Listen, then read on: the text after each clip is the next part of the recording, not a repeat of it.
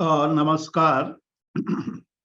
आप सभी जानते हैं कि हम लोग महोपाध्याय यशोविजय जी के द्वारा रचा गया अध्यात्म उपनिषद ग्रंथ का स्वाध्याय कर रहे हैं।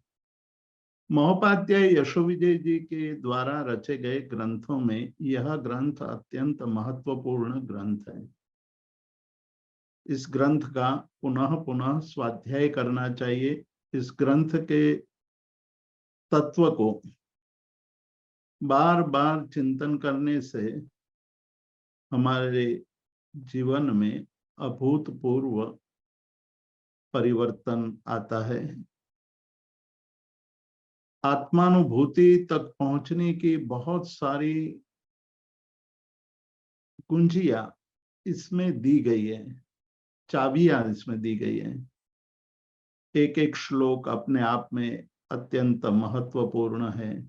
उसका स्वाध्याय करना हमारे लिए एक दिव्य जड़ी बूटी का काम कर सकता है। महोपाध्याय यशोविजय जी ने शास्त्र ज्ञान और अनुभव जन्य ज्ञान या अनुभव ज्ञान को अलग करके हमारे सामने ये बात रखी है कि शास्त्र ज्ञान आवश्यक है। शास्त्र ज्ञान हमारे बुद्धि को हमारे जीवन में परम तत्व को जानने के लिए एक मार्ग बन सकता है। इसलिए प्रथम प्रस्ताव में, प्रथम प्रकरण में महोपाध्याय यशोविजय जी ने बहुत स्पष्ट शब्दों में ये कहा था कि आप बड़े बड़े शास्त्रों के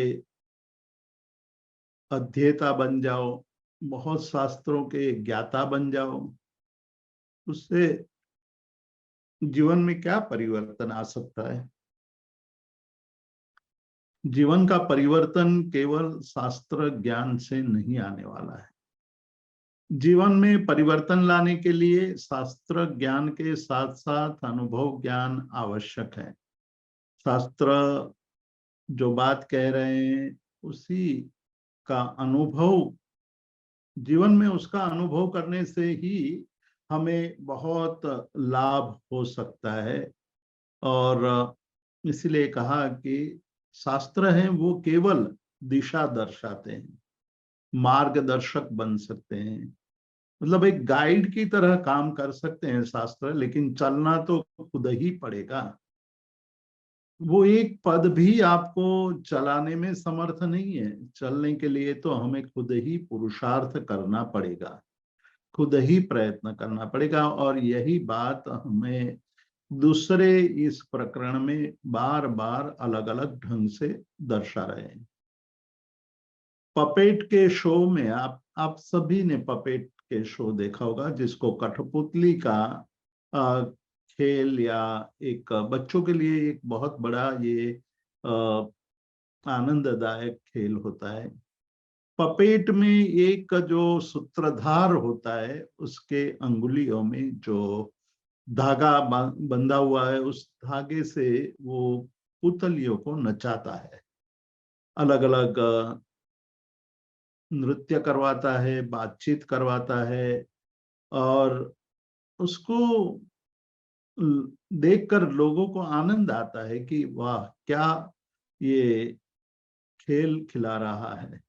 लेकिन पुतली में कोई परिवर्तन नहीं आता है। जो अलग अलग पुतलियां होती है वो तो केवल सूत्रधार के हाथ की अंगुलियों से बंधे हुए धागे के साथ वो नाच हो रहा है। जब सूत्रधार उसको बंद कर देता है तब वो सब पुतलियां शांत हो जाती है।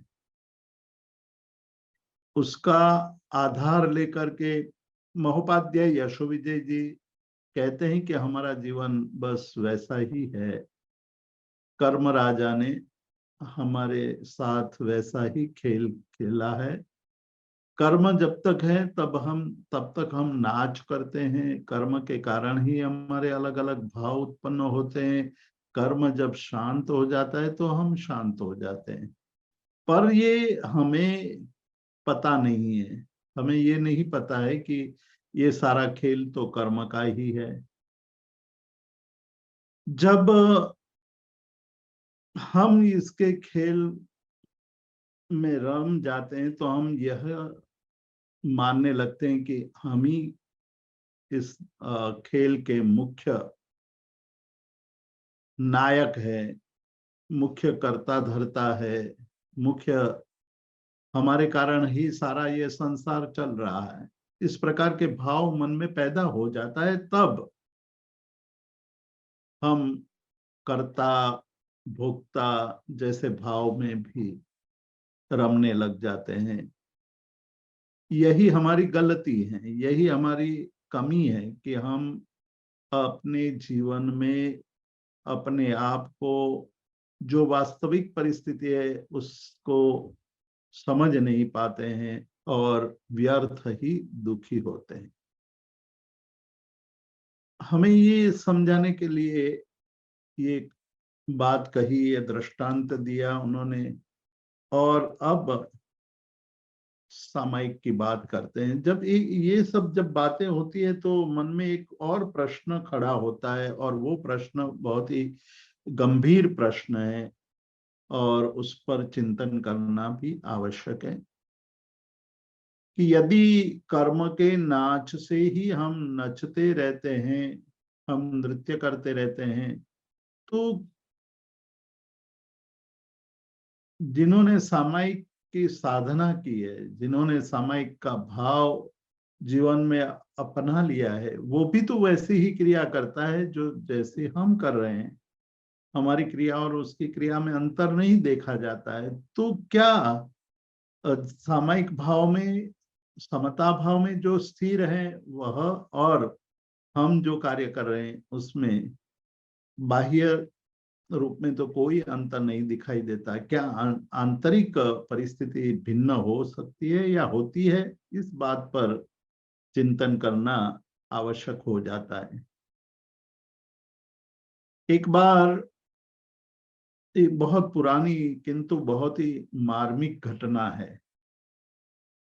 एक बार आम राजा, आम नाम का एक राजा है, करीब ये 8वीं शताब्दी की घटना है, मतलब कि 1200-1300 साल पुरानी ये घटना है। राजा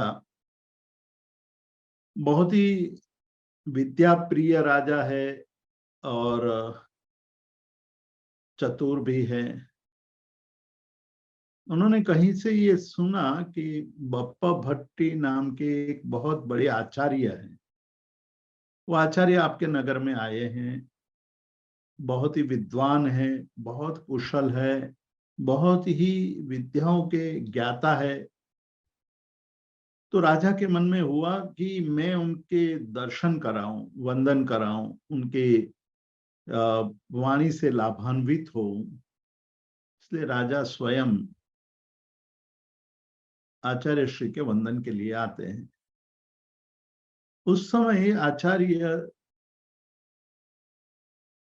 उपाश्रय में है या नहीं है उनको कुछ पता नहीं था राजा को। छोटे बच्चे वहां कंचा खेल रहे थे, मार्बल जिसको लखोटी कहते हैं गुजराती में। तो कंचा से खेल रहे थे, उसके साथ एक साधु भी, छोटे साधु भी कंचा खेल रहे थे। राजा को लगा कि मैं ये छोटे साधु को पूछ लूं कि कहाँ है ये आचार्य श्री, कहाँ है। तो वो बच्चे को पूछते हैं, छोटे साधु को, कि आज हमारे नगर में बप्पा भट्टीसूर्य आए हैं, वो कहाँ मिलेंगे? तो उन्होंने कहा कि आप जाओ अंदर। छोटे साधु ने कहा, बाल साधु ने, कि आप उपाश्रय में जाओ, वहां पाट ऊपर विराजमान है। और ये छोटा बच्चा, राजा पहुंचे उससे पहले दौड़ करके पिछले रास्ते से उपाश्रय में जा करके पाट पर बैठ गया। राजा को आश्चर्य हुआ कि यही बच्चा था जिसको मैंने पूछा था कि आचार्य श्री कहाँ है। और यही बच्चा आज यहाँ अंदर आकर के पाठ पर बैठा है। तो उन्होंने फिर से पूछा कि आचार्य श्री कहाँ है, बप्पा भट्टीसुरी कहाँ है। तो बालक ने जवाब दिया कि बस आप जिसको देख रहे हैं वही बप्पा भट्टीसुरी है। राजा को आश्चर्य हुआ कि अरे, आप तो बाहर खेल रहे थे। तब बप्पा भट्टीसुरी ने जो जवाब दिया वो जवाब था कि मैं नहीं खेल रहा था, मेरी उम्र खेल रही थी, मेरी वय खेल रही थी, मैं तो अलिप्त था। ये छोटी सी घटना बहुत ही मार्मिक है कि एक होना कि एक घटना ये है कि दूसरे बच्चे बहुत चाव से खेल रहे थे, बहुत तल्लीन होकर खेल रहे थे, लेकिन ये साधु छोटे बच्चे के स्वरूप में साधु जो बच्चों के साथ खेल रहे थे, लेकिन जब राजा वंदन करने आए हैं तो उनको मुझे दर्शन देना चाहिए, ये उनके मन में स्पष्ट था। ये छोटे से बच्चे बाल साधु के मन में स्पष्ट था। तो उस समय उनको खेल छोड़ करके उपाश्रय में जाने में जरा भी देर नहीं लगी। यही ये उनकी सजगता थी, यही अवेयरनेस थी कि कुछ समय के लिए मैं यहाँ खेलने आ गया, लेकिन मेरा तो कर्तव्य है कि मैं कोई व्यक्ति, कोई जिज्ञासु आता है तो मुझे उसको उपदेश देना चाहिए। तो तुरंत छोड़ करके निकल गए और अपना कर्तव्य निभाने के लिए पाठ पर विराजमान हो गए। हम ऐसा नहीं कर सकते हैं। हम जब खेलते हैं तो खेलते ही जाते हैं, और खेलते वक्त भी हमें कोई मिलने आता है तो कहते हैं कि जाओ अंदर जाकर बैठो, मैं आता हूं। या कोई घर में आ जाता है और हमारी प्रिय सीरियल चल रही है तो उनको कहते हैं कि अरे आप बैठो, ये आप भी देखो, हम देख रहे हैं तो आप भी देखो। हम जैसे ही ये खेल सीरियल खत्म होगी हम आपके साथ बैठ करके गपशप करेंगे। हमारी तल्लीनता संसार में है, जागृत पुरुष की तल्लीनता ज्ञान में है, साधना में। वो तल्लीन होते हैं ज्ञान में, साधना में, तपश्चर्या में, जप में, आराधना में।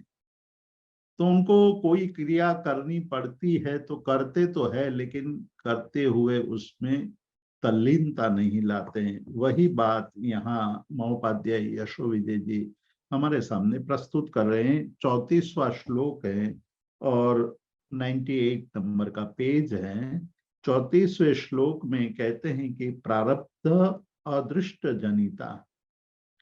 अदृष्ट मतलब कि कर्म, पुण्य या पाप, दोनों के लिए अदृष्ट शब्द का प्रयोग होता है। यानी शुभ कर्म या अशुभ कर्म से जनित यानी उत्पन्न जो प्रारब्ध यानी क्रिया है, क्रिया जो हमने आरंभ की है, वह सामायिक विवेकितः मतलब विवेकतः, सामायिक के कारण जो विवेक, सामायिक की क्रिया से जन्य जो विवेक होता है। यहाँ सामायिक जो क्रिया हम नियमित रूप से करते हैं वो सामायिक द्रव्य सामायिक है।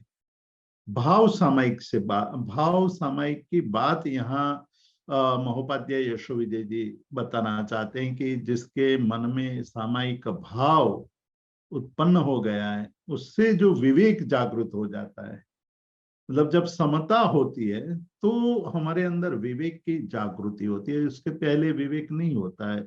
उसके पहले तो बलात् हम कार्य करते हैं या बलात् कार्य से रुकते हैं। बलात् यानी हमें हमारे मन को रोकना पड़ता है, बहुत ही परिश्रम करते करके, पुरुषार्थ करके हमें रोकना पड़ता है।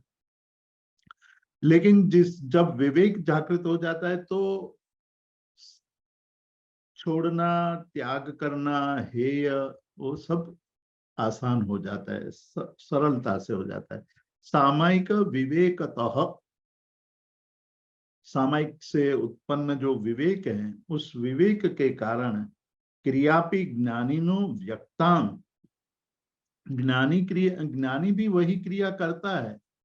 मतलब ज्ञानी जो क्रिया अज्ञानी करता है वैसे ही क्रिया, मतलब कि ज्ञानी और अज्ञानी की क्रिया का भेद यहाँ इतना ही समझना है कि ज्ञानी भी भोजन करता है, अज्ञानी भी भोजन करता है, भोजन दोनों करते हैं, लेकिन भोजन के पीछे मन के अंदर जो भाव होते हैं, वो दोनों के भावों के बीच आसमान जमीन का अंतर होता है। दोनों के मन में भोजन के प्रति जो भाव है वो भिन्न है। खाना शरीर की आवश्यकता है, शरीर को निरोगी रखने के लिए, स्वस्थ रखने के लिए, और अपनी धर्म क्रियाओं में अच्छी तरह शरीर साथ दे, उसके लिए भोजन अनिवार्य है। वो अनिवार्यता को देख करके ज्ञानी भोजन करेंगे, और अज्ञानी है वो भोजन करने के लिए भोजन करेगा, मतलब कि मुझे ये चाहिए, यही चाहिए, इतना ही चाहिए, ऐसा ही चाहिए, वैसा ही चाहिए। आज मैं एक बहुत बड़ा कॉन्फ्रेंस, अहमदाबाद वैसे भी अभी बहुत ही अलग अलग उत्सवों की नगरी बन चुकी है। कुछ दिन पहले अभी अहमदाबाद में आचार्य जय घोष सुरेश्वर जी महाराज के प्रतिमा की स्थापना प्रतिष्ठा का उत्सव समाप्त हुआ। उसके बाद अभी स्वामीनारायण का, प्रमुख स्वामी के शताब्दी महोत्सव का कार्यक्रम चल रहा है, वो 1 महीने तक चलेगा। उस बीच रत्न सुंदर सुरेश्वर जी महाराज के 400वीं किताब का विमोचन का कार्यक्रम आएगा, और उसके साथ साथ हमारे श्रुत रत्नाकर के द्वारा आयोजित द्वितीय अंतरराष्ट्रीय जैन कॉन्फ्रेंस का आयोजन भी है, मतलब कि सेकंड इंटरनेशनल जैन कॉन्फ्रेंस का भी आयोजन हुआ है। तो ये निरंतर अभी कुछ 1-2 महीने तक कार्यक्रम चलते रहेंगे। तो एक जो आज की बात मैं कर रहा हूँ, जो अंतरराष्ट्रीय एक कॉन्फ्रेंस चल रही है स्वामीनारायण के प्रमुख स्वामी नगर में, तो उसमें आज का जो विषय था, प्राचीन हमारे जो शास्त्र ग्रंथों में मंदिर निर्माण की जो बात कही है और उसका संबंध वर्तमान युग में क्या है, उसके साथ चर्चा हो रही थी। देश विदेश के विद्वान आए हुए हैं। उस चर्चा में एक बात निकल कर आई कि भाई हम जो भोजन करते हैं, तो भोजन एक समान होता है। जो भारतीय भोजन की शैली है वो मैं कहना चाहता हूँ, जो आज चर्चा हुई थी उसके अनुसार, कि भारतीय भोजन एक थाली, जो गुजराती थाली की बात है, उसमें कई चीजें, कई व्यंजन है, दाल भी है, 2-4-5 सब्जियां होती है, अलग अलग फरसान होते हैं, 2-4-5 मिठाई होती है, चटनी होती है, सलाद होता है, और नमकीन भी होता है। ये सब मिला करके 20-25-30 अलग अलग प्रकार के व्यंजन होते हैं। और पिज्जा जो होता है, पिज्जा जब बनता है तो पिज्जा में भी कई चीजें डाली जाती हैं, उसका वो लुप्त होता है, उसके ऊपर चीज वगैरह और टमाटर, या मतलब उसकी ग्रेवी डाली जाती है उस पर, और टॉपिंग किया जाता है वगैरह वगैरह, बहुत सारी चीजें होती है। लेकिन पिज्जा का जो पहला एक कवल आप लेते हैं, तो अंतिम कवल तक स्वाद एक ही रहता है, उसमें परिवर्तन नहीं होता है, क्योंकि अलग अलग चीज एक साथ डाल करके उसको बनाया जाता है। और गुजराती थाली में आपको अलग अलग चीज परोसी जाती है, तो प्रत्येक कवल का स्वाद अलग होता है। मतलब आप किस चीज को किस चीज से खा रहे हैं, किस चीज के साथ खा रहे हैं, वो आपके लिए स्वाद का एक अनुभव हो जाता है। कभी आप रोटी के साथ दाल खाते हैं, कभी रोटी के साथ सब्जी खाते हैं, कभी केवल नमकीन खाते हैं, कभी चटनी के साथ खाते हैं। तो प्रत्येक कवल आपके लिए अलग स्वाद का निमित्त बन सकता है। लेकिन ज्ञानी जब भोजन करेंगे तो उनके लिए जैसे पिज्जा का पहला कवल और अंतिम कवल का स्वाद एक ही रहता है, उसमें कोई अंतर नहीं रहता है, उसी तरह ये अलग अलग व्यंजन परोसे जाने पर भी ज्ञानी के लिए तो पहला कवल और अंतिम कवल, उसमें कोई अंतर नहीं रहेगा। उसमें अंतर रहने की गुंजाइश इसलिए नहीं होगी कि ज्ञान दृष्टि, अनुभव ज्ञान जागृत होने के कारण वो यह मान करके उसको खाते हैं कि यह मुझे शरीर को किराया चुकाना है, मुझे मेरा जीवन है तब तक उसको टिकाना है, उसको स्वस्थ रखना है, उसको मैं जितना कम दूंगा या जितना आवश्यक है उतना दूंगा, उससे मेरा कार्य चल जाएगा। तो यहाँ कहते हैं कि क्रियापि ज्ञानिनो व्यक्ताम, व्यक्त रूप से देखा जाए तो ज्ञानी भी वही क्रिया कर रहे हैं, लेकिन वो ज्ञानी और अज्ञानी की क्रिया में अंतर वह पड़ जाता है कि आंतरिक भावना तद्दन भिन्न है। आंतरिक भावना में बहुत अंतर पड़ जाता है। उनके लिए पहला कवल और अंतिम कवल, उनके लिए स्वाद में कोई अंतर नहीं रहता है। एक युवान एक योगी के पास आया था। वो योगी के पास आकर के कहता है कि मैंने आपकी प्रतिष्ठा सुनी है, मैंने आपकी प्रशंसा सुनी है, बहुत सारे सारे युवान आपके पास आए हैं, आपने उनको योग की विद्या सिखा करके उनके जीवन का कल्याण कर दिया है। मैं ये सब सुन करके आपके पास आया हूँ, आप मुझे भी कुछ विद्या सिखाएं। तो गुरुजी ने कहा कि भाई मेरी विद्या तो बहुत कठिन है, परिश्रम करना पड़ेगा, धैर्य रखना पड़ेगा, निरंतरता रहनी चाहिए। आपकी विद्या सीखने की, विद्या प्राप्त करने की भावना आपकी बनी रहनी चाहिए, उससे उबना नहीं है। उबना नहीं, वो एक साधना का अनिवार्य अंग है। इसीलिए आनंदगंज जी महाराज परमात्मा की स्तुति करते हुए, स्तवना करते हुए कहते हैं कि पहली भूमिका है, पहला आवश्यक लक्षण है, त्रिपुटी की बात करते हैं, अभय अद्वेष अखेद। मतलब आपको प्रवृत्ति करनी है, साधना करनी है, सिद्धि हासिल करनी है, तो आपको अभय निर्भय बनना पड़ेगा, किसी पर द्वेष नहीं रखना होगा। और अखेद यानी प्रवृत्ति करते हुए, साधना करते हुए आपको उबना नहीं है, आपको निरंतरता बनाई रखनी है, उत्साह बनाए रखना है। उत्साह के साथ पहले दिन जो उत्साह है वही उत्साह निरंतर बढ़ना चाहिए। इसलिए अंत में कहते हैं, बहुत ही मार्मिक बात कहते हैं, और ये अपने मन में उसको रजिस्टर करने जैसी बात है। वो कहते हैं कि मुगध सुगम करी सेवन यादरे। जो मुग्ध लोग हैं, मूर्ख लोग हैं, अल्प बुद्धि लोग हैं, वो तो सेवन को यानी सेवा को, भक्ति को, तप जप आराधना को सुगम यानी सरल बना देते हैं। हर चीज को सरल बनाने की कोशिश करते हैं।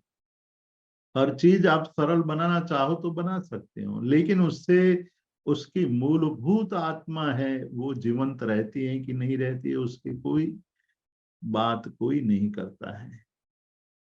हम ये कहते हैं कि सूत्र तो प्राकृत भाषा में है और प्राकृत भाषा में आती नहीं है, इसलिए उसको सरल भाषा में उसका ट्रांसलेशन कर दो, बच्चे भी उसको समझने लगेंगे और उसके इसका उपयोग भी होने लगेगा। बात तो एक दृष्टि से सही है, किंतु जो मूल सूत्र में, मूल शब्दों में, गणधर भगवंतों के द्वारा रचे गए सूत्र में जो अर्थ गांभीर्य है, वो आज की भाषा में हम उतार पाएंगे या नहीं, इसकी चर्चा हम कभी नहीं करते हैं। हम कभी यह नहीं सोचते हैं कि अनुवाद करने से अनुवाद वो पूर्ण रूप से हो पाएगा या नहीं। ये आवश्यक है, उसको देखना, उसको सोचना और उसके अर्थ को उसमें उतारना एक बहुत बड़ी चुनौती होती है। तो ज्ञानी भी वही क्रिया कर रहे हैं जो अज्ञानी कर रहे हैं। ज्ञानी भी खाता है, ज्ञानी भी पीता है, ज्ञानी भी बोलता है, अज्ञानी भी वही क्रिया करता है। एक रमूज की मतलब बात कही हुई है, जिसमें ये कहा है कि भाई ज्ञानी भी खाना खाता है, सोता है, अज्ञानी भी वही क्रिया करता है। क्रिया की दृष्टि से दोनों में क्या कोई अंतर नहीं है, कहीं भी अंतर नहीं है। तो फिर अज्ञानी रहने में कौन सा बड़ा मतलब नुकसान है? जब दोनों एक ही प्रकार की क्रिया करते हैं तो अज्ञानी ही रहे। ज्ञानी बन करके, ज्ञानी बनने के लिए जो हमें कोशिश करनी पड़ती है, प्रयत्न करना पड़ता है, वो क्यों हम प्रयत्न करें? इसलिए कहते हैं कि ज्ञानी और अज्ञानी की क्रिया समान होती है, फिर भी ज्ञानी बनने का हम उपदेश देते हैं, सुनते हैं कि ज्ञानी बनना चाहिए।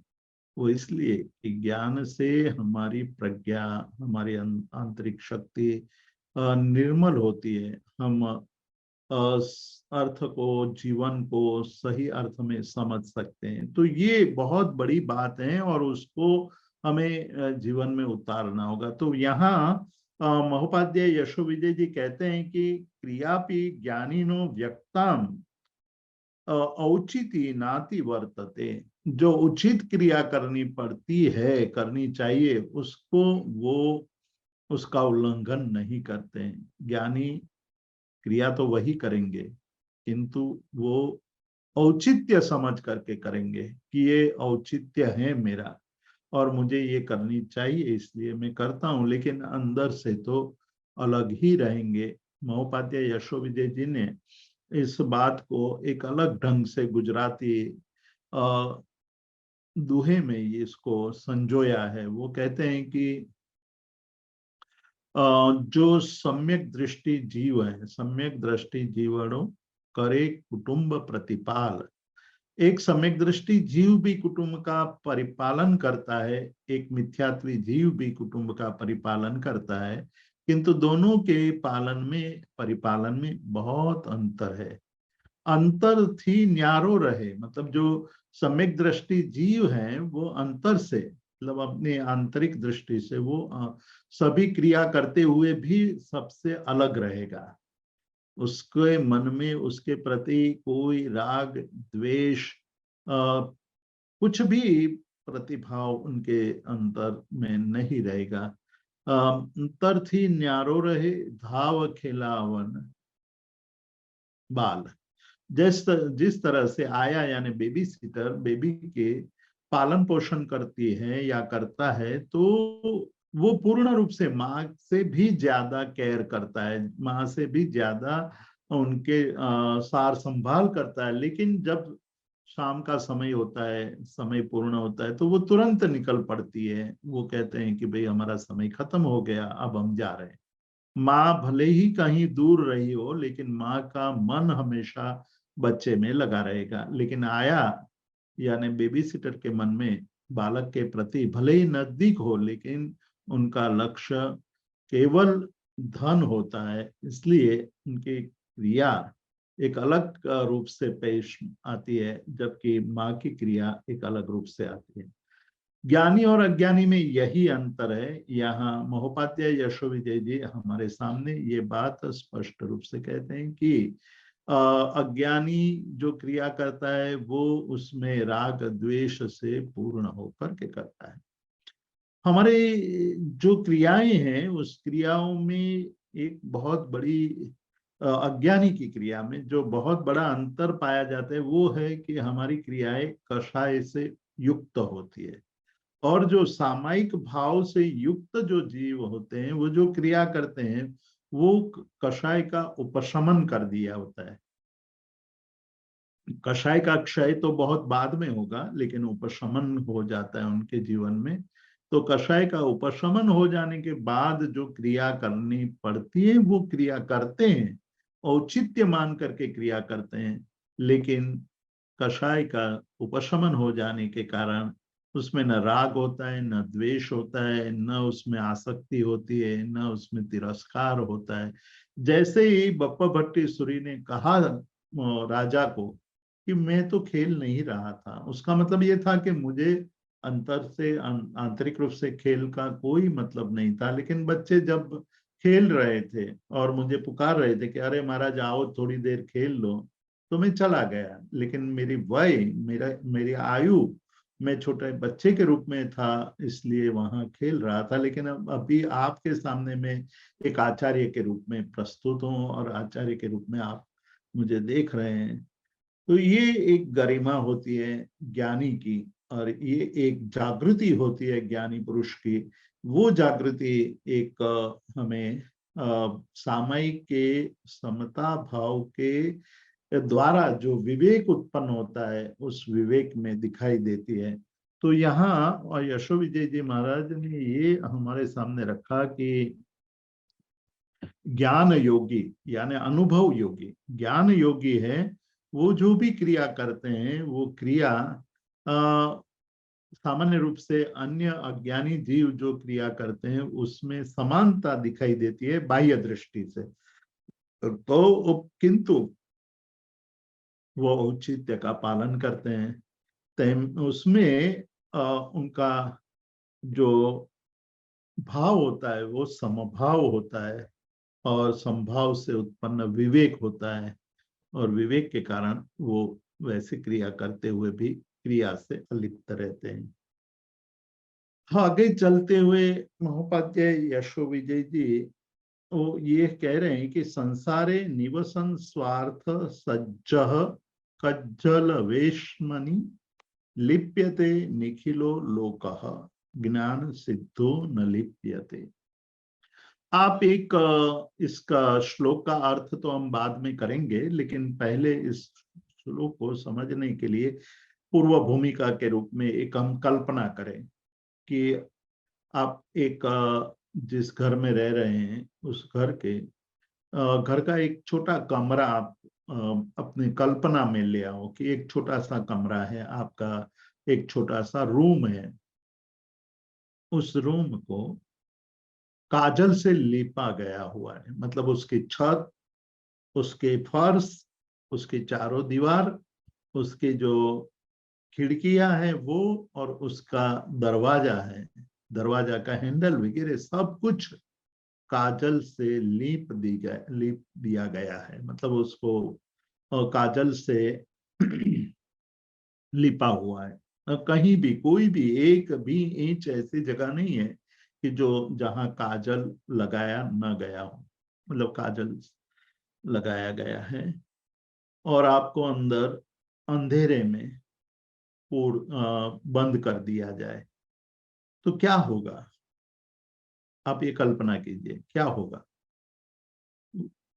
हमारा पूरा शरीर काजल काजल हो जाएगा, क्योंकि अंधेरा है, काजल की कोठड़ी है, कमरा पूरा काजल से लिपा हुआ है, चारों दीवार ऊपर नीचे सभी जगह पर काजल ही काजल है। तो और उसमें हमें भेद दिया जाए तो हमारे कपड़े, हमारे अंग, हमारे प्रत्यंग सब कुछ काले काले हो जाएंगे, और कोई ऐसा आदमी नहीं होगा जो काजल से अलिप्त रहे। किंतु जब हमारी ज्ञान दृष्टि जागृत हो जाती है, हम एक अलग रूप से अपने जीवन को देखने लगते हैं, तो कहते हैं कि ज्ञानी पुरुष वो उसमें से निकलने की कोशिश नहीं करेंगे जब तक अंदर प्रकाश न आए। प्रकाश आने पर ही वो मार्ग खोजने की कोशिश करेंगे। तो उसको काजल लगेगा पर अल्पतम लगेगा, काजल तो लगना ही लगना है, क्योंकि फर्श पर भी काजल लगाया हुआ है, सभी जगह काजल होने के कारण लगेगा। लेकिन प्रकाश की जो प्रतीक्षा करता है उसको कम काजल लगेगा, और दूसरे को पूरे शरीर पर काजल ही काजल लग जाएगा। तो ये संसार वैसा ही है, जैसे आपने एक कमरे का अनुमान किया, कल्पना की, वैसा ही यह संसार है। चारों तरफ, ऊपर नीचे, सभी जगह स्वार्थ का काजल लिपा गया है। स्वार्थ ही स्वार्थ है। स्वार्थ सज्ज मतलब स्वार्थ से लिपा हुआ है, इसलिए सभी लोग स्वार्थ में लिप्त हैं, स्वार्थ के लिए क्रिया करते हैं, स्वार्थ को सार्थक करने के लिए क्रिया करते हैं। संसारे निवसन स्वार्थ सज्जह कज्जल वेशमणि। ये संसार एक काजल से लिपा हुआ, स्वार्थ रूपी काजल से, स्वार्थ रूपी कालीमा से पोंछा हुआ यह संसार है।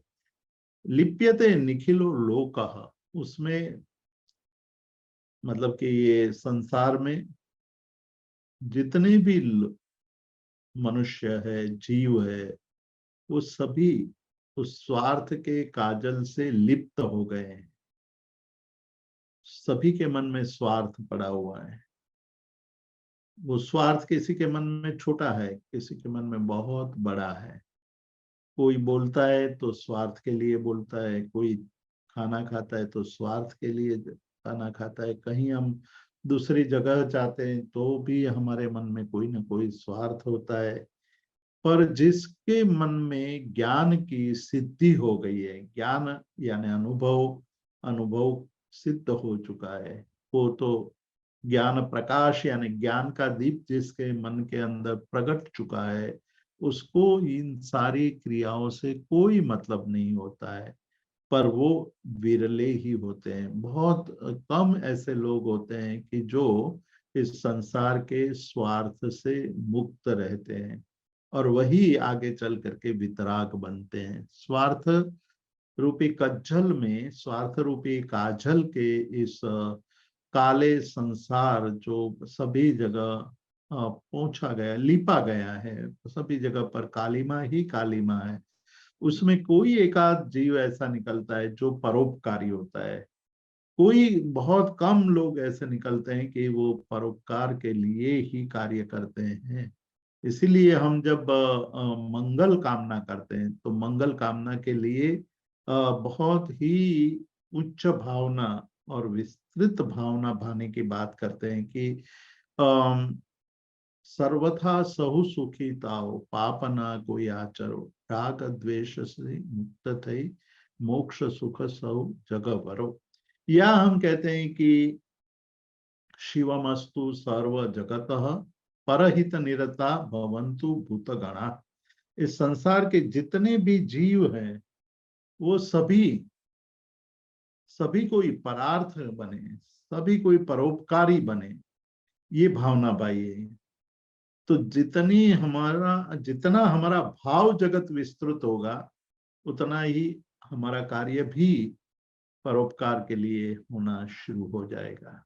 तो यहाँ कहते हैं कि जब हम ये भावना पाते हैं कि शिवमस्तु सर्व जगत, सभी जगत के सभी जीवों का कल्याण हो, सभी कुछ मंगल प्राप्त करे, और परहित निरता भवन्तु भूतगणा दोषाः प्रयान्तु नाशम। इस संसार में सब जितने भी दोष हैं वो नाश नष्ट हो जाए, मतलब इस संसार में कोई दोष ही न रहे, ये भावना बातें हैं। और कहते हैं कि सर्वत्र सुखीर भवतु लोकः, सभी लोग, संसार के सभी जीव है वो सुखी हो जाए। ऐसी भावना भाने की बात हमारे पूर्वाचार्यों ने कही है। आज आधुनिक युग में लोग को सुनते हैं, जो मोटिवेशनल गुरु हैं या मतलब जो आध्यात्मिक गुरु हैं या जो योग आदि सिखाते हैं, वो हमेशा ये कहते हैं कि मन के अंदर जितनी अच्छी भावना भाओगे उतना अच्छा फल आपको मिलेगा। हम मन को संकुचित करते जाते हैं, स्वार्थमय बना देते हैं, इसलिए हम रोग के भागी बन जाते हैं। तो यहाँ कहते हैं कि संसारे निवसन स्वार्थ सज्ज कज्जल वेशमणि। ये संसार, उसका स्वरूप एक पंक्ति में हमें बता दिया महोपाध्याय यशोविजय जी ने कि आप क्या क्या खोज रहे हैं। जब एक काजल की काली कोटड़ी है, मतलब काजल का एक पूरा खाली लिपा हुआ एक कमरा है, उसमें आप कभी भी शुद्धि की या पवित्रता की अपेक्षा कैसे कर सकते हैं। तो संसार तो ऐसा ही है, संसार का यह स्वरूप है। लिप्यते निखिलो लोक, और दूसरी उसकी विशेष विचित्रता बता रहे हैं कि जितने भी लोक हैं वो उससे लेपायमान है, उसको मतलब सभी जगह पर काजल ही काजल लगा हुआ है और सबको ही काले हैं। उपमिति भव प्रपंचा कथा में हमें एक अद्भुत रूपक मिलता है। उसमें कहते हैं कि इस संसार में जो सांसारिक लोग हैं उनको सभी जगह दोष ही दोष दिखाई देता है, लेकिन जो ज्ञानी लोग होते हैं, ज्ञान सिद्धो न लिप्यते, ज्ञान से सिद्ध, ज्ञान से जो जागृत हो चुके हैं, जिसमें ज्ञान दशा प्रकट हो चुकी है, वैसे लोग सभी कुछ श्वेत ही श्वेत, शुभ्र ही शुभ्र, पवित्र ही पवित्र दिखाई देता है। वो बहुत बड़े खूनी को भी खूनी के रूप में नहीं देखते हैं, वो ये सोचते हैं कि समय और संयोग का ही ये खेल है।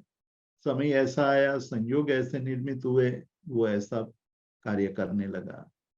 उनके लिए समय और संयोग बदल जाएंगे तो वो भी बदल जाएगा। तो ये संसार के स्वरूप को देख करके हमें हमें जो ज्ञान प्राप्त हुआ है, उस ज्ञान को अनुभव में कन्वर्ट करना होगा। हमें ये सीखना होगा। हमें ये अपने जीवन में ये कला सीखनी पड़ेगी कि जो ज्ञान हमने प्राप्त किया है, उस ज्ञान को हम अनुभव में परिवर्तित करें। उसके लिए छोटी सी एक बात ही हमें ध्यान में रखनी है। आप हर रोज जो क्रिया से पसार होते हैं, खाते वक्त, चलते वक्त, बोलते वक्त, अलग अलग घटनाओं में जब आप अपने आप को देखोगे तो आपको पता चलेगा कि हमने उस घटना के दरमियान हमारे भावों में कितना क्या क्या भाव आए थे। कषाय से युक्त था या कषाय से रहित अवस्था थी, क्या था, और उसका मूल कारण क्या है। मूल कारण यही है कि अंदर पड़ा हुआ स्वार्थ, स्वार्थ की कालीमा। जब स्वार्थ की कालीमा होती है तो कषाय जागृत हो जाता है। कषाय जागृत हो जाता है तो हमें क्रोध, मान, माया, लोभ करने का मार्ग प्रशस्त हो जाता है, मतलब आसान हो जाता है। हम तुरंत कषाय से युक्त हो जाते हैं और फिर जब जगते हैं तो लगता है कि अरे मैंने ये क्या कर दिया। जो ज्ञानी है उसके लिए प्रत्येक घटना के वक्त वो अपने आप को पहले से जागृत कर देंगे, पहले से वो सजग हो जाएंगे। उनको ये पता है कि ये न मेरा है न मैं हूं। जब मैं ही नहीं हूं, मतलब कि संसार में मैं यानी अहंकार और मेरा मतलब ममत्व भाव, अहंकार और ममत्व ही ना रहे तो इस संसार का जो भी काजल है, जो भी कालिमा है, वो समाप्त हो जाएगी। तो वो ज्ञानी बन सकता है। ज्ञान सिद्ध दशा तब आ सकती है और ऐसी जागृत अवस्था को हमें कायम बनाना है, मतलब उसमें निरंतरता लानी है कि जब मैं इन सब से अलग हूं। हम जब संसार में युवावस्था में जब हम सब कुछ देखते हैं तो हम सब कुछ भोगने का मन करता है, लेकिन धीरे धीरे अवस्था बढ़ने लगती है, शरीर शिथिल होने लगता है, इंद्रियां शिथिल होने लगती है, मन धीरे धीरे थकने लगता है। तब हम सोचते हैं कि नहीं ये नहीं करना है, ऐसा नहीं करना है, वैसा नहीं करना है। लेकिन आप देखेंगे तब भी जो हमारा मन है वो तो अति अति उत्सुक होता है, क्योंकि ज्ञान को हमने अनुभव में लाया ही नहीं है। अनुभव दशा में लाने के लिए हमें इस प्रकार से प्रयत्न करना होगा कि हम प्रत्येक क्रिया के समय सजग हो जाए, उसमें से मैं और मेरे को समाप्त कर दे। उस समय हम ये समझे कि यह केवल मेरा यहाँ उपस्थित रहना एक कर्म का निमित्त है, कर्म के कारण मैं ये कर रहा हूँ, और इसलिए मुझे जो कार्य करना है वो उचित कार्य समझ करके मुझे करना है। और वैसी भावना के लिए ये 36वें श्लोक में महोपाध्याय यशो विजय जी एक चाबी दर्शाते हैं कि किस प्रकार से इस काजल से भरे हुए संसार में रहना है, तो उसमें हमारा कैसा भाव होना चाहिए, किस प्रकार से हमें सोचना चाहिए। तो कहते कि नाहम उद्गल भावानाम कर्ता, इस संसार के कोई भी पौद्गलिक कार्य का मैं करता नहीं हूं। कर्ता भाव को समाप्त कर दो, कर्ता भाव रहना ही नहीं चाहिए। तो कहते हैं कि नाहम पुद्गल भावानाम, पुद्गल के अलग अलग भावों का मैं करता नहीं हूं, मैं कुछ भी नहीं कर सकता हूं। कारयिता पी च न, कारयिता च न, और मैं उसको कराने वाला भी नहीं हूं। हम अपने आप में इतना बड़ा धोखा देते हैं, हम खुद को ठग रहे हैं। दूसरे को ठगने की बात तो अलग है, हम खुद को ठग रहे हैं। हम ये मान रहे हैं अपने आप को कि ये मेरा बनाया हुआ है। पिछले स्वाध्याय में भी बात कही थी कि हम ये मानने लगते कि यह संसार मैंने बनाया है, मैं आप सब लोगों को यहाँ ले आया, मैंने इतना काम किया, मैंने युवानी में भरसक मेहनत करके ये सारा बनाया है। किंतु जब आंख जागृत हो जाती है, अंदर अंतर्दृष्टि खुल जाती है, तब आपको पता चलता है कि भाई ये तो सब संयोग था, एक सांयोगिक बात थी। ये केवल एक संयोग था कि मुझे यहाँ आना हुआ, इस प्रकार का कार्य करना पड़ा, पैसे मिलते गए, आप सब लोग उसको भोगते गए। काल सौरिक का पुत्र, 2600 साल पहले की ये घटना है। श्रवण भगवान महावीर के विचरण की ये घटना है। काल सौरिक जो एक महाकषाय, महा हत्यारा, जो हर रोज 500 भैंसों को मारता था। उनका ये नियम था कि मुझे इतना तो पशुओं की हत्या करनी ही करनी है। उनका व्यापार था मांस बेचना। तो हर रोज ये इतनी हत्या करने वाला एक हत्यारा, उनका पुत्र सालस है उसका नाम, वो सालस का मित्र अभय कुमार, मतलब सालस की मैत्री अभय कुमार से हुई है। अभय कुमार को ये अच्छा नहीं लगता था कि ये मेरा मित्र है, उनके परिवार में सभी लोग हिंसा करते हैं। और जब भी वो अभय कुमार उनको रोकते थे तो कहते थे कि ये तो हमारा पारिवारिक का व्यापार है, हमारा गुजारा उसी पर चलता है। कई लोग ये कहते हैं, मैंने सुना है और मैंने देखा भी है कि लोग ये कहते हैं कि भाई हमें इस धरती पर अपना पैर टिकाए रखना है तो लिकर का बिजनेस करना ही पड़ता है, तो लिकर के बिजनेस से ही तो हम सुखी हुए हैं, तो क्या उसमें दोष है। मैं धर्म तो करता ही हूँ, मैं सेंटर में जाता हूँ तो पैसे लिखवाता हूँ, मैं सेंटर में जा करके उसको अपने पाप को धो डालता हूँ। ऐसे ऐसे लोग होते हैं, वो धर्म के स्वरूप को भी बदल देते हैं, कर्तव्य को भी धार्मिक रूप देने की कोशिश करते हैं। तो सालस ने कहा कि हमारा तो ये पारिवारिक धंधा है और बहुत पीढ़ियों से चला रहा है।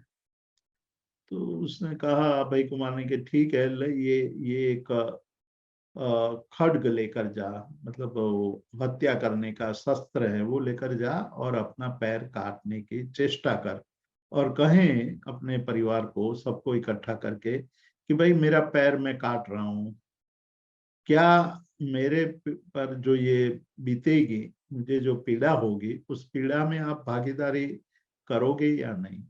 तो सभी ने मना कर दिया कि भाई हम तो पैसे में भागीदारी कर सकते हैं, पीड़ा में भागीदारी नहीं है हमारी, पीड़ा तो आपको ही भोगना पड़ेगी। ये संसार का स्वरूप है। आप कुछ भी नहीं कर सकते हैं, ना आप भागीदारी कर सकते हैं, ना आप कोई कार्य को रोक सकते हैं, ना आप कोई कार्य का निर्माता है। लेकिन हम हर बार अपने आप को ठगते हैं, हर बार अपने आप, अपनी जात, अपने स्वयं को गलत दिशा में ले जाते हैं और कहते हैं कि ये मेरा बनाया हुआ है, ये मेरा है, मैंने कहा इसलिए आपको करना ही होगा, आप मेरी बात सुनते ही नहीं हो। मैंने सबको पैदा किया लेकिन कोई मेरा नहीं है। इस प्रकार भी दुख का विचार करते रहते हैं। तो यहाँ कहते हैं कि ना हम पुद्गल भावाना। अरे भाई, आप अंदर से सोचो तो आपको पता चलेगा कि पुद्गल के एक भी भाव को बनाने में आपका कोई पुरुषार्थ ही नहीं है। बनना था इसलिए बन गया, बिगड़ना था इसलिए बिगड़ गया। कुंभकार कुंभार होता है जो मिट्टी के घड़ा बनाता है। बहुत ही मार्मिक दृष्टांत दर्शनकार देते हैं, दार्शनिक लोग यानी फिलोसोफर ये कहते हैं कि कुशल कुंभार वो जब घड़ा बनाने जाता है, तब वो घड़ा तो बहुत ही अच्छा बनाने की उनकी चेष्टा रहती है, बहुत अच्छे घड़े बनाने की उनकी भावना रहती है। कच्चे घड़े तो बहुत अच्छे बन गए, फिर उसको पकाने के लिए भट्ठी में डालता है। जब भट्ठी में से निकालते हैं तो उसमें से कई घड़े बिगड़े हुए, मतलब उसका शेप बदल जाता है, उसमें उसके इतना सौंदर्य नहीं रहता है कि इस पर धब्बे लगे हुए हैं, कहीं काले धब्बे हैं, कहीं अलग प्रकार के धब्बे हैं। तो दार्शनिक लोग, मतलब कि फिलोसोफर ये कह रहे हैं कि क्या कुंभार ने ऐसा सोचा था कि मैं 50 घड़ा को भट्ठी में कच्चे घड़े मैंने डाले हैं और उसमें से 5 घड़े अच्छे बनेंगे, 5 घड़े बुरे बनेंगे, 5 घड़े के शेप बदल जाएगा, 5 घड़े में काले काले धब्बे आएंगे। ये कुछ ऐसा नहीं सोचा था उसने। उसने तो यही सोचा था कि सब कुछ सही हो। तो सब कुछ सही हो ऐसा मान करके क्रिया करने पर भी सब कुछ सही नहीं होता है। ये संसार का स्वरूप है, ये संसार की दशा है। आप तो केवल कर्म के आधार पर जो कुछ भी देख रहे हो, जो भी कुछ भी हो रहा है, एकमात्र निमित्त बन सकते हो, कर्ता भोक्ता नहीं बन सकते।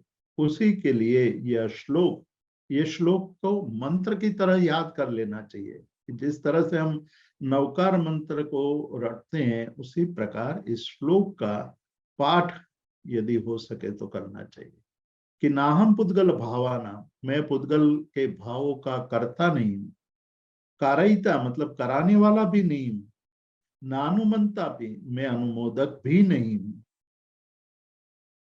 ऐसा आत्मज्ञानवान लिप्यते कथम, यदि ऐसी आत्मदशा आ जाए, ऐसा अनुभव ज्ञान अंदर प्रकट हो जाए, कौन उसको लेप सकता है, कौन उस पर दाग लगा सकता है। किसी की हिम्मत नहीं है। जो जागृत हो सक जाता है उसके लिए अब कोई ऐसी दशा नहीं है संभवित कि जो उनको दुख दे सके। ना हम पुद्गल भावाना, जो कुछ भी हो रहा है उसमें उसका मैं केवल दृष्टा हूं, केवल ज्ञाता हूं। मैं करता नहीं हूं, न मैं भोगता हूं, न मैं कारयिता हूं मतलब कराने वाला भी हूं। आपने जीवन में आप यदि आपके पास अच्छी स्मृति शक्ति है और निष्ठा है, तो आप एक किताब लीजिए, एक नोट लीजिए और एक पेन लेकर के बैठिए। दोनों साथ में आप लिखते जाइए कि जीवन में मैंने कितने कामों को सोचा था, उसमें से कितने काम हुए। 100 में से 99 काम तो हुए ही नहीं है। एक आध काम हो गया तो आप ये मानने लगते हैं कि मैंने कर गया, ये मैं करता हूं, ये मैंने करवाया। मैंने आपको कहा था, अरे कोई उसमें कुछ उनको प्राप्ति हो जाती है, विजय मिल जाता है, तो आप कहते हैं कि अरे मैंने ही उनको कहा था कि भाई ऐसे जाना तो आपको लाभ होगा। लाभ हुआ, मैंने कहा था इसलिए लाभ हुआ। यदि ऐसा होता तो इस संसार का स्वरूप कैसा होता, आप समझिए।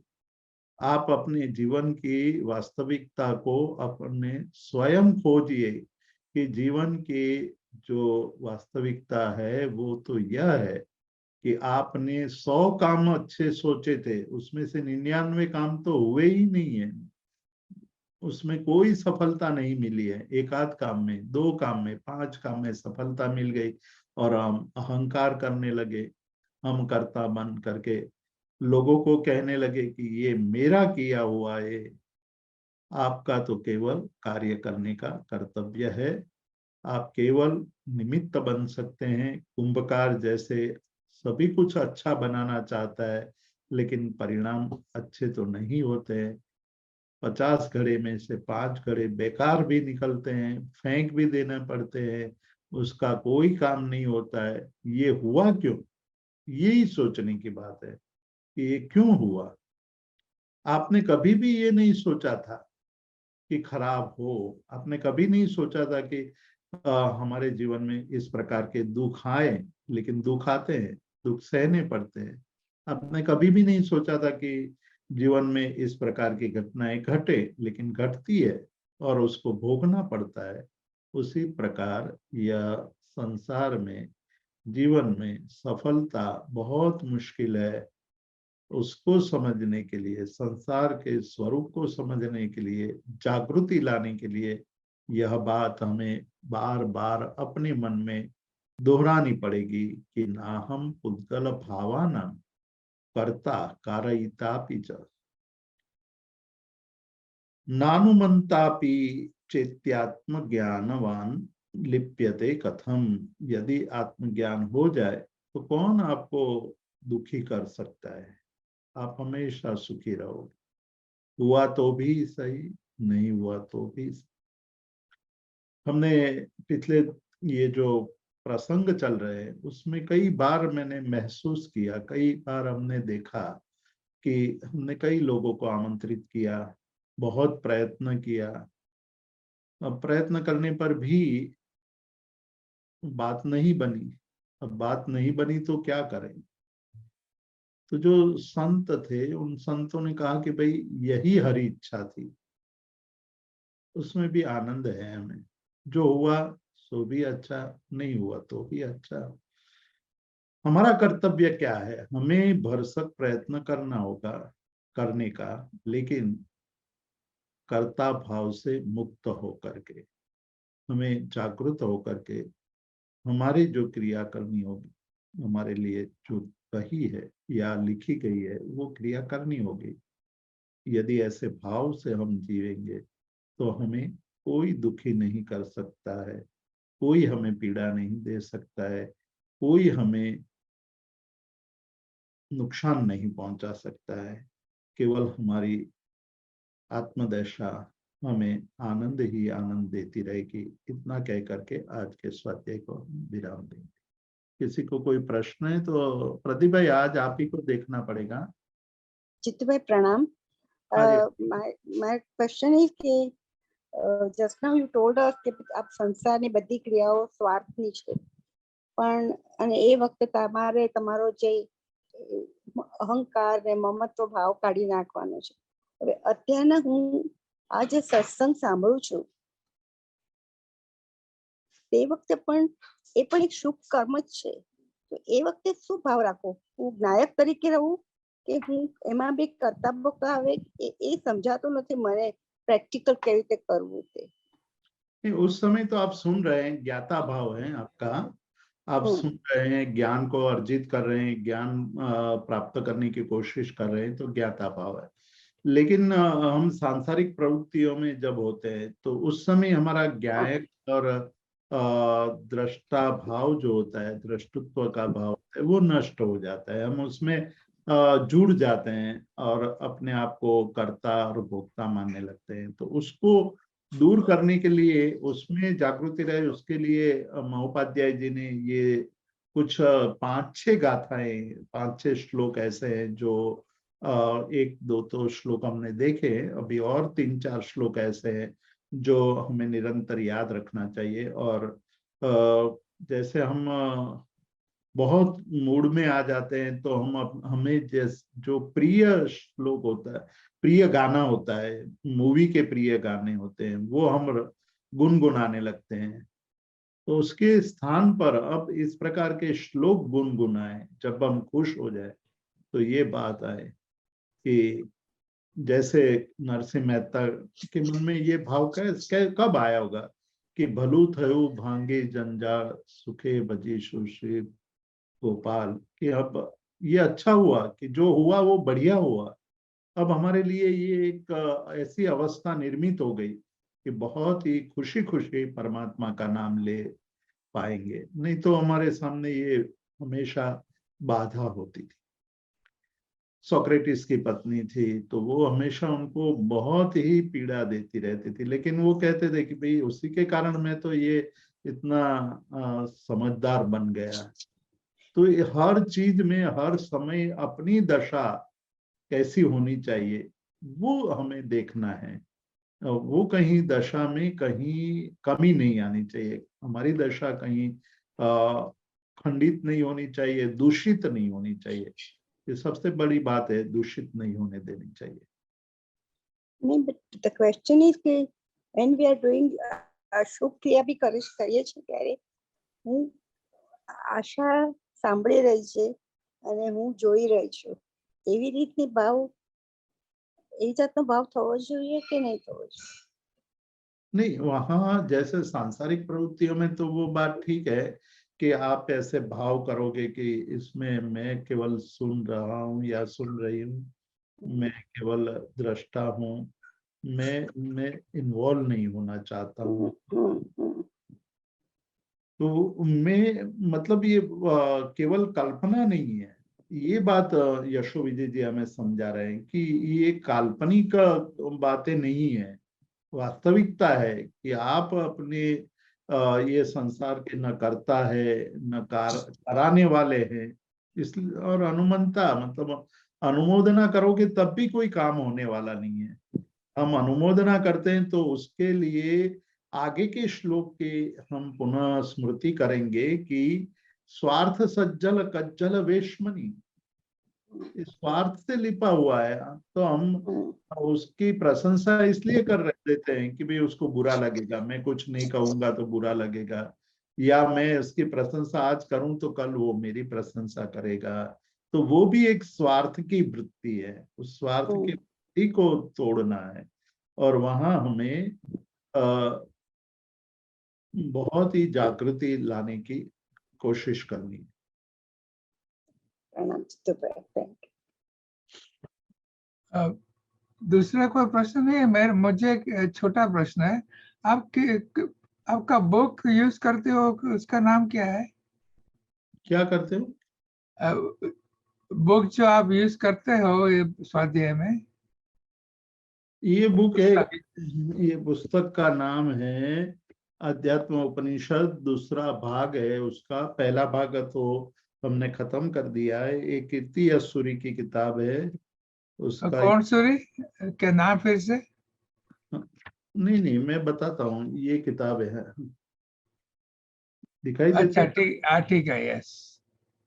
ये किताब है। देख ली। थैंक यू, आभार। ठीक है, बढ़िया है, तो हम समाप्त करें हाँ और जी, अंत मंगल करते हैं। मैं अनुमोदन करता हूँ मगर स्वाद से नहीं। बहुत अच्छा। ओके।